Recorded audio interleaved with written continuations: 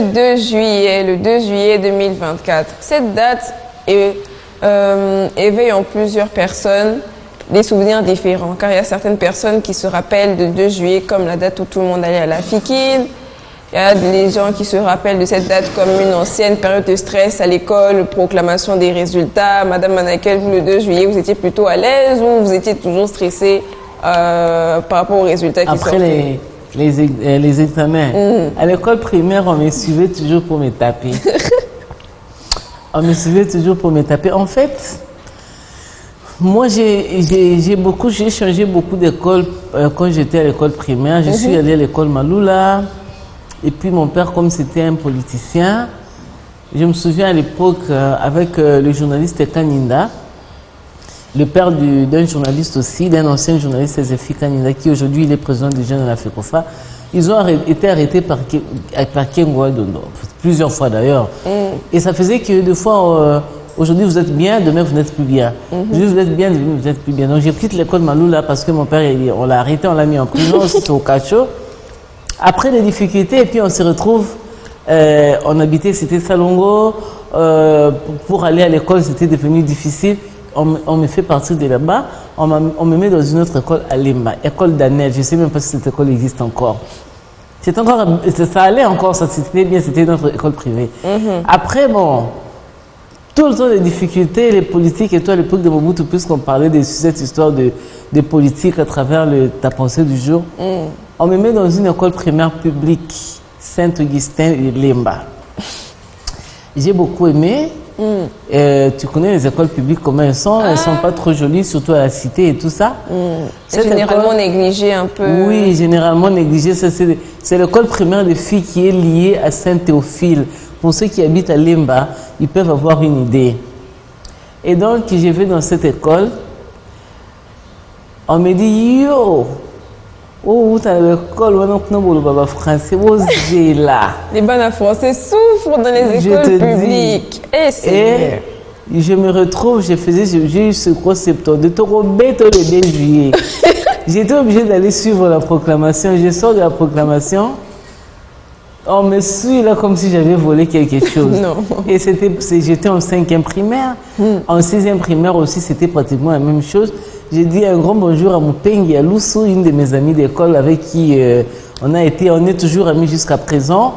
On a même un forum des anciennes de cette école-là, l'école Saint-Augustin de Lemba des filles. Donc cette fille-là, elle prenait un peu ma défense. J'ai fouillé et tout ça, on est allé se cacher chez elle. Donc le 2 juillet, moi j'ai beaucoup de souvenirs d'école. Après, ça nous faisait rire. Et puis l'année qui commençait, on oublie que tu vois. Et puis aussi autre chose, le 2 juillet, il s'est tombé la foire. Donc comme c'était le jour qui marquait la fin de l'école, c'était aussi l'ouverture de la foire internationale de Kinshasa. Alors tout le monde allait à la foire. C'était un endroit extrêmement bien. Je me souviens qu'à l'époque, ça faisait 18 hectares, toute la superficie de la Fikine. Mais aujourd'hui, c'est vrai que ce n'est plus le cas avec les difficultés, avec les spoliations des terrains et tout ce qui va avec. Et donc, le 2 juillet, c'est à ça que je pense. Vraiment, le 2 juillet est une date vraiment emblématique ici au Congo, mais pas seulement au Congo. C'est aussi une date emblématique aux États-Unis, car le 2 juillet 1964 a été le jour où The Civil Act Right, l'acte civil, a été signé par le président Lyndon B. Johnson, qui est l'un des présidents américains qui a vraiment impacté l'histoire des Noirs américains en leur permettant, hommes comme femmes, peu importe la religion, d'accéder aux espaces publics en même temps que les Blancs. Cette lutte a été acharnée et menée par des figures emblématiques comme Martin Luther King Jr. et Rosa Parks. Rosa Parks qui est, pour ceux qui ne le savent pas, une femme noire qui a reçu une amende plutôt considérable simplement parce qu'elle a refusé de se lever du bus lorsqu'un blanc est entré. Certaines personnes ne comprendraient pas pourquoi elle devrait se lever du bus. À cette époque, il y avait une certaine ségrégation raciale.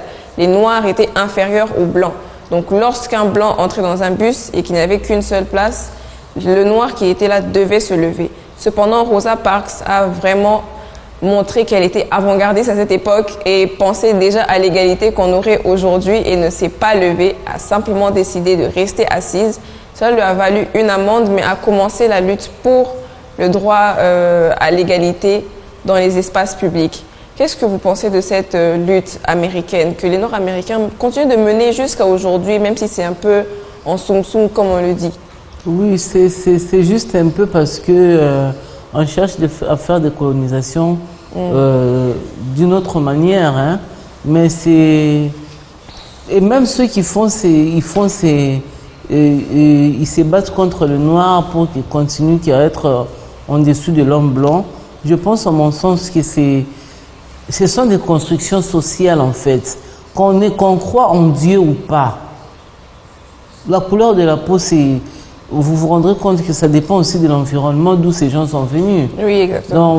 Dans les pays où il fait très très chaud, on rencontre facilement des gens qui ont un teint sombre. Parce que la température fait peut-être qu'il y a eu une certaine influence. Je ne parle pas de Darwin, je ne pense pas forcément à la théorie de l'évolution. Mais il y a quand même un justificatif. Mais biologiquement parlant, on est tous pareils. On a fait des examens par ceux qui sont des biologistes ou des scientifiques. Mais c'est une question politique. L'homme a tendance à vouloir... il aime l'hégémonie, il aime la domination sur l'autre. C'est exactement voilà. Ça. Les gens avaient même cette façon de penser comme quoi plus tu étais foncé et moins tu ne devais être respecté parce que vu que tu es foncé, cela veut dire que tu travailles souvent au soleil, donc tu n'es pas quelqu'un de la haute société. Oh, ouais. Donc les noirs étant vraiment noirs de peau, étaient considérés comme ces personnes encore moins que les ouvriers, encore moins que les travailleurs. Et vous pensez vraiment que cette manière de penser est légitime ou bien... Non, ce n'est pas une bonne manière de penser, mais même ceux qui font la promotion de ça, c'est ce que je dis, croyant en Dieu ou pas. Et la promotion de ça, on la voit jusqu'aujourd'hui avec ces produits éclaircissants. Mais effectivement... On voit que la femme noire n'est pas une femme qui peut, par exemple, épouser un homme d'État ou un homme... important dans la société parce qu'elle est noire et que les hommes comme ça doivent seulement être avec des femmes claires de peau. Claires de teint, même si elle est noire, mais elle doit toujours chercher un moyen de clarté. Ça, c'est, tu sais, pour des personnes qui sont spirituellement élevées et qui comprennent que Dieu n'a pas d'émotion, il n'est ni bon ni mauvais, mais c'est le bien et le mal, ce sont des notions qui existent pour les humains. Les gens qui sont suffisamment élevés à ce niveau n'ont pas le temps à perdre pour ça. Malheureusement, la majorité de la population n'est pas encore trop élevée comme ça. Donc, on subit encore. Et toutes ces constructions sociales sont faites sur base des uns qui dominent les autres, ce qui est très triste. Mais il fallait quand même à un moment donné qu'il y ait des luttes, en fait. Qu'il y ait des luttes parce qu'il s'agissait des humains. Parce qu'ajouté à ça, il y a aussi ces luttes sur l'égalité des sexes ou bien l'égalité d'emploi et tout ça. Et ça aussi, ça pose déjà des problèmes. Mais à la base, biologiquement, on est tous pareils. C'est une question d'hégémonie, une question de richesse, question de vouloir peut-être marcher sur l'autre. Et je ne sais pas pourquoi le tournant a fait que le blanc pense qu'il est mieux que le noir. Je ne sais pas comment. Mais bon... Personnellement, à mon niveau, moi, j'ai toujours dit que c'est vrai, je ne peux pas négliger, mais je trouve que c'est l'homme blanc, malheureusement, sur le plan purement mondain, sur le plan purement terrestre, il fait tout ce qu'il fait, mais l'homme noir sera toujours plus développé que lui.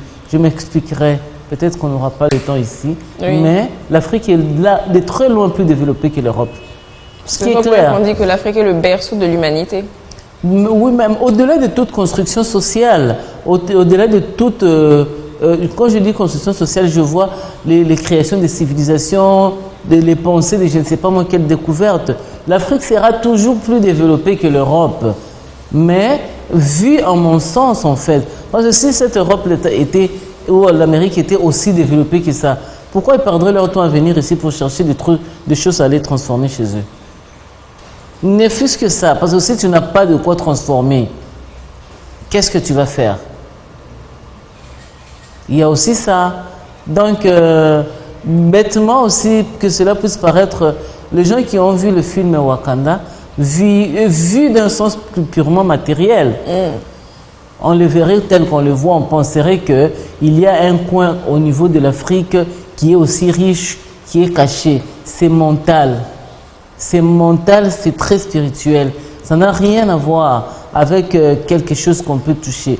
Parce que tout le monde, tous ces gens qui cherchent des richesses, je penserai à Steve Jobs, qui disait que s'il savait qu'avoir gagné tout ça, mais ne sera ni capable d'acheter la maladie, la santé, la vie, en fait, l'âme et tout ça, il ne se serait pas donné toute cette peine.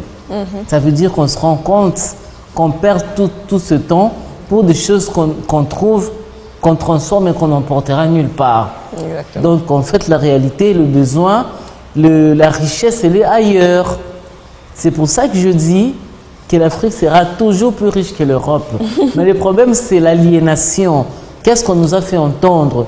Qu'est-ce qu'on nous a vendu? Il faut déconstruire la mentalité comme quoi c'est l'homme blanc qui doit toujours tout inventer. Oui. Et que nous, on ne peut rien inventer et tout ce genre de choses. Mais ces inventions, c'est... Excusez-moi, je sais que c'est la pire folie d'entendre ça. Mais ces inventions, c'est là le niveau de pauvreté qui commence. C'est là le niveau de pauvreté qui commence. Parce que si on était suffisamment riche mentalement, on comprendrait qu'on est membre de l'écosystème. On n'est pas au-dessus de l'écosystème. On fait partie de l'écosystème. Alors détruisons tout ce qui tourne autour de nous. Pour qu'aujourd'hui on commence encore à dire que non, c'est le Congo, pour ne prendre que les cas précis, qui est pays solution par rapport à son poumon équatorial de la forêt et tout ça. Vous voyez que tout ce que le blanc a fait depuis les colonisations, depuis plutôt même avant, depuis les esclavages, c'est juste pour construire et détruire la nature. Construire et détruire la nature. Finalement, quand nous nous battons, c'est plus en fait, je pense, en mon sens, c'est pour garder une certaine liberté en tant qu'humain. C'est pas forcément pour aller vivre dans un château, genre le château de la reine d'Angleterre, ou bien aller voir les œuvres d'art africains dans les musées occidentaux, par exemple. C'est pas pour ça. C'est plutôt pour permettre à ce que on puisse avoir au moins seulement la liberté d'être nous, quel que soit le bus ou les petites choses qui nous entourent. Donc voilà, merci beaucoup pour votre intervention et pour votre réponse. On passe au deuxième sujet de l'éphéméride. En 1954, l'Allemagne remporte sa première coupe mondiale, la Coupe du Monde de la FIFA. L'Allemagne l'a remportée après un vent ou un climat de guerre, on peut dire ça comme ça. Après la Deuxième Guerre mondiale, une Allemagne dévastée, totalement ragée, remporte cette coupe qui est, en fait, comme je viens de dire, la première coupe en fait. On l'a appelée même la coupe miracle, le match miracle qui a redonné de l'espoir à l'Allemagne. On sait très bien que le football est l'un des sports qui réunit vraiment les peuples. Peu importe la couleur de peau, peu importe la région. Des pays les plus développés aux petits bacs à sable, aux petits terrains de sable en Afrique, tout le monde aime ou apprécie ou a quelques légères connaissances sur le football. Du coup, cette même année-là, l'Allemagne remportait 3-2 contre la Hongroise. Et ce match a vraiment changé quelque chose en Allemagne. Ce match a vraiment réveillé les gens parce que comme je viens de dire, ils venaient d'un climat où, après avoir été ravagés par la guerre, ils étaient mal vus, ils étaient mal perçus. L'Allemagne n'a jamais vraiment été un pays que certaines personnes portaient dans leur cœur à cause de leur impact historique. Cependant, ce sport d'unité, ce sport d'humanité a réuni tout le monde, a permis à tout le monde de sourire à nouveau. N'est-ce pas là magnifique, Madame Anaken? Ouais, c'est très beau, c'est très beau. Moi aussi, je suis un peu du sport, mais je te dis, le foot, c'est quelque chose de magique. On dirait que c'est autre chose, on dirait que c'est même pas quelque chose qui vient du monde, tellement c'est un sport qui réunit tout le monde, même si les gens ne s'aiment pas, tant qu'ils supportent la même équipe. Ils peuvent se supporter. Le foot est comme la musique, ça réunit vraiment les peuples magique. des quatre coins du monde. Il faut voir dans les stades ce qui se passe. Il y a tout en fait. Il y a tout, ça devient un autre monde. Les gens, de manière uniforme, se rencontrent et se retrouvent en train de faire des gestes uniformes comme s'ils avaient fait des répétitions à la maison. Quand ils applaudissent, le même chant, et tout, mais c'est... On ne sait jamais qui commence le chant, mais dès qu'une personne lance le chant, allez, tout le stade commence et répète exactement la même chose. Et la folie ou l'idiotie du supporter n'a pas de nationalité. Oui, n'a pas de nationalité. Si tu as l'habitude d'aller au stade des Martyrs ou au stade Tata Non, j'ai pas l'habitude d'aller au stade. Tu es déjà entré dans une rencontre de foot? Oui, oui, oui. Il y a une ambiance incroyable, une unité. C'est vraiment beau à voir. Et la Lina Foot, alors les championnats nationaux, tu y participes parfois? Non, malheureusement. Oui, beaucoup de gens c'est vrai ont peur d'aller au stade, mais quand il y a des derbies, c'est-à-dire les rencontres des clubs les plus influents et qui ont déjà gagné le championnat, c'est extrêmement extraordinaire en fait. Et ça, c'est vraiment autre chose en fait. Vous voyez des supporters qui ont un certain comportement pendant que leur équipe joue. Il y a par exemple un certain calme qui règne. Et puis à un moment, sans but, ils soutiennent, ils soutiennent, ils soutiennent. Et puis à un moment, ils crient. Et puis ils se remettent au calme. Ça, j'ai vu ça avec Vita. Et puis ils ont des places en fait au stade. Voilà ce qui se passe par exemple aussi chez les supporters du foot qu'on appelle le 12e homme. Parce qu'on ne sait pas le compter, les supporters. Donc on le considère comme une personne. Et quand il est content, c'est l'équipe qui est motivée. Voilà pourquoi lorsqu'on dit qu'un match est à huis clos, ça fait un peu triste en fait. Ce n'est pas vraiment intéressant. Ça enlève la flamme, ça enlève l'énergie que ce match aurait pu apporter. Et les supporters ont aussi des comités parce qu'ils doivent avoir un certain comportement qui permettent à ce que leur équipe ne puisse pas être sanctionnée. Si les supporters se comportent mal, l'équipe sera sanctionnée. Oui, exactement. Il y a certains comportements qu'ils ne peuvent pas avoir. Mais malgré ça, il y a quand même toujours des problèmes. Par exemple, pour le cas des places au stade des Martyrs, il y a le Vita qui est à son côté, Dragon, Derrick Club Motema Pembe. Et Renaissance, comme c'est un dissident, il s'est donné une place qui n'existait pas pour lui. Malheureusement ou malheureusement, ça fait qu'il a une place assise. Et quand il y a des rencontres en Champions League, par exemple, vous verrez que ces places-là peut-être seraient vides. Par exemple, si c'est Vita qui doit jouer contre une équipe de notre club, d'un club étranger, les gens de Derrick ne viendront pas. Ou s'ils viennent, ils vont supporter l'équipe étrangère. Et ça n'a rien à voir avec une carence nationaliste. Ça fait partie du plaisir du foot. Donc voilà, le foot est vraiment un sport qui unit les peuples et ça fait plaisir d'avoir encore des éléments qui permettent l'unité dans le monde. Et le dernier sujet de cette rubrique éphéméride est la journée mondiale des ovnis. OVNI, objets volants non identifiés. La journée mondiale des ovnis est célébrée le 2 juillet de chaque année. Cette date commémore l'incident de Roswell de 1947 où un objet mystérieux s'est écrasé près de Roswell, Nouveau-Mexique, suscitant des spéculations sur une présence extraterrestre. Beaucoup de personnes doutent de l'existence des extraterrestres, certains y croient, d'autres n'y croient pas.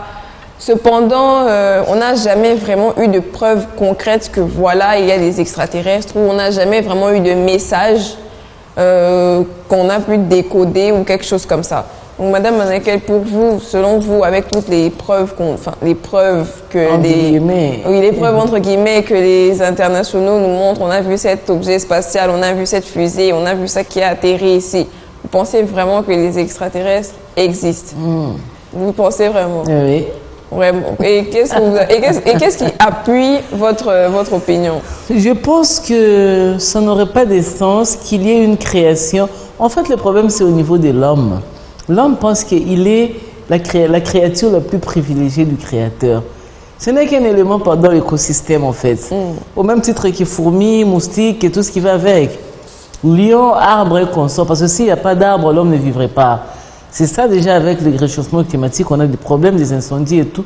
La disparition de certaines espèces animales ou végétales à cause de la conquête des expansions des territoires de l'homme a fait aujourd'hui qu'il y a beaucoup de maladies qui sont nées, notamment le VIH-Sida, notamment tout un tas de trucs. Et c'est parce que l'homme pense qu'il est l'élément principal de la création. Or, pour moi, je pense que c'est faux. Et quel est ce créateur qui va donner autant d'importance à un être qui ne sait même pas ce qui se passe ailleurs. Vraiment. Oui, il ne sait pas très peu de choses sur l'espace. Oui, il ne se pose pas de questions, ou quand il se pose des questions, se chercher à voir si aujourd'hui il abîme la Terre, où est-ce qu'il va aller, sans tenir compte qu'il est possible qu'il y ait aussi dans d'autres écosystèmes des êtres qui y vivent, même s'ils ne sont pas dans cette dimension-ci. C'est vrai que je n'ai pas d'éléments, mais je pense que ce serait un non-sens. Il y a déjà d'autres créatures, et ce serait un non-sens de penser qu'il n'y en a pas. À part ça, il y a des platistes, je ne sais pas si certaines personnes ont vu sur TikTok ou sur Google, il y a beaucoup de gens aujourd'hui qui se disent platistes. Les platistes sont ceux qui pensent que la Terre est plate. C'était un mouvement qui a commencé à faire fureur depuis un certain temps, où on dit que la Terre est plate et que ce sont les politiciens qui n'ont pas voulu que la partie de la Terre qui est visible comme les 5 continents, que ces gens-là puissent savoir que la Terre est plate. Ils se sont arrangés pour dire que la Terre est ronde, mais pour quelle raison? Bon, c'est un peu bête aussi, je ne sais pas trop si je peux me permettre de dire ça, mais c'est quand même assez, disons, peut-être pas trop bête, mais ça attire un peu le réflexif en fait. Exactement. Mais moi je pense, en mon sens, que oui, les extraterrestres existent. Voilà, merci beaucoup pour votre opinion et n'hésitez pas à nous faire part de la vôtre aussi. Est-ce que vous pensez que les extraterrestres existent ou c'est juste une construction que l'Occident essaye de nous faire avaler? Parce qu'il y a beaucoup de personnes qui pensent comme ça. Donc voilà, c'était tout pour la rubrique éphéméride.